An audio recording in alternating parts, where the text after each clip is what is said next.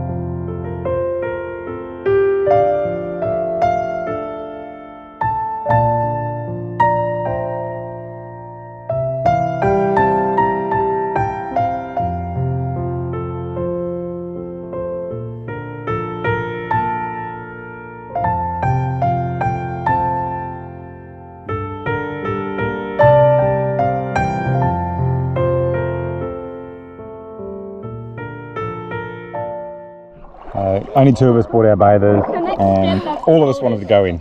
So, rule of thumb is next time listen to Dad and just wear your bathers all the time. It gets up to here. What's the rule of thumb? Next time listen to Dad and wear your bathers all the time. Oh, it's cold. Yesterday we didn't wear our bathers and there was no. We all wore our bathers and there was no swimming. And then yesterday. Look at that, Jade.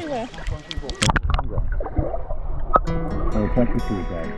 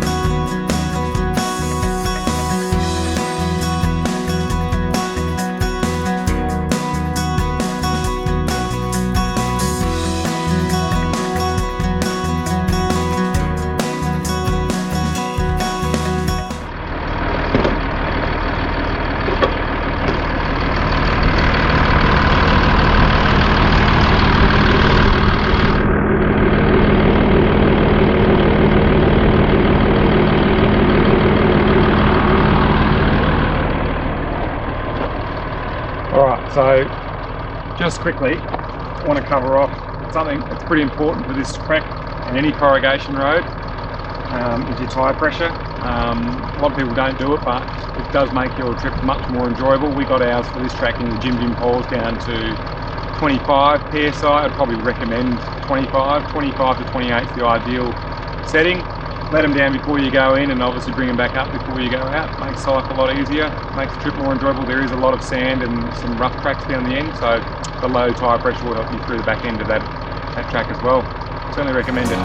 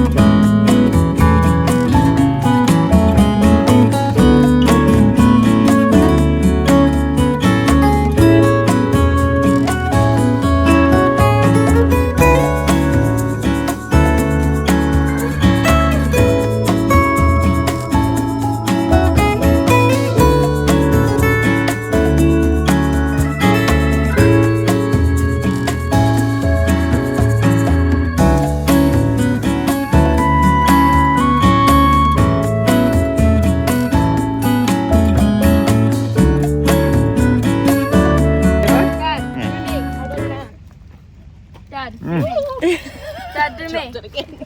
That's so nasty. Look, there's an ant. Can you see the ant? Yep, He lived okay. to me. It's fine. I'm gonna get my...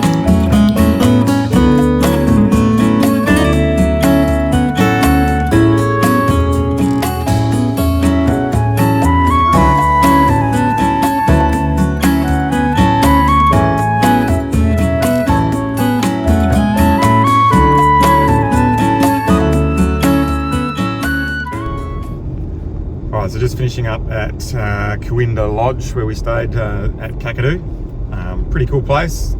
Just sort of found it online really. Didn't really do much homework about it, but it looked like a nice spot to stay and had a good pool, so that was the main point of difference. Overall, I think the facilities were reasonable. Shower blocks were pretty old and outdated and not particularly clean, I don't think, but they were reasonably good. Pool area is awesome waterfall, massive big pool area, and the highlight of the joint to go there and have a swim after every hike or anything you've done is really good. Facilities are good, like the shop's good, it's got lots of stuff in there, really well stocked. Good location to get in and out of everything in Kakadu National Park, on the south side anyway.